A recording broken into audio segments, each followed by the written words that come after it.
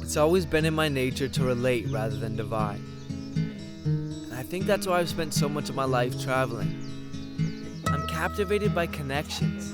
I love to learn and grow and gain perspectives from other people and places. Oh my God! So when the world went into lockdown, and I found myself tucked away at home on the island of Kauai, it was only natural that I started finding new kinds of connections in my own backyard. I once read that if you listen closely, each plant has something to teach. But if my garden's taught me anything so far, it's that I'm gonna need a human translator before I kill all my plants. So I met up with my good friend Paleke, who's a farmer and a cultivator of Kanaka Maoli wisdom and culture. My hope was to learn a lesson from kalo. Also known as taro, this plant can be eaten many different ways. But more often than not, the corm is cooked, smashed, and turned into poi. Because of the food and nutrients provided by this plant, Kanaka were able to thrive as a society for thousands of years. So you gotta slide a little bit more. So this is the huli, and this is what you replant. This is the kalo. Kalo. You got the leaf. Yeah. You can eat that. You got the stem, the haha. And you eat that too. So you can eat the whole plant. The only thing you could eat this too, but you just use it to replant. Yeah. Paleke proceeded to explain the abundant nature of kalo and sang its praises for allowing his ancestors to prosper on these islands. Because for every huli planted in the ground, there are 6 to 8 new plants that are born, multiplying the crop again and again with each harvest. This is why the Kanaka call this plant ha'aloa, which means never-ending breath.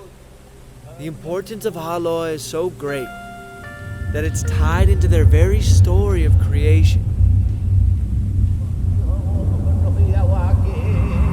It said that Wakea, Father Sky, had a child with Ho'ohoku Kalani of the stars, but the child was stillborn. So she buried her child in the earth and wept over him day and night until the first kalo pushed up through the ground. She soon had a second child, a healthy, happy baby boy named Ha'aloa.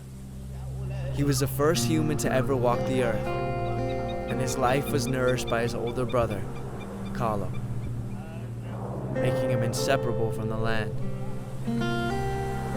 For the Kanaka whose ancestors have cared for this land, this ocean, and for their older brother, passing kalo from generation to generation, this story must carry more meaning than I could ever hope to understand. But one lesson that is very clear to me is that we humans share a bond with the earth. And it's a little ironic that in this era of connection, of global communication, that we're losing the first connection we ever made. The story of Ha'aloa reminds us of a mother's tears, an older brother's watchful eye, and that the earth loves us. It's strange to say, but she does.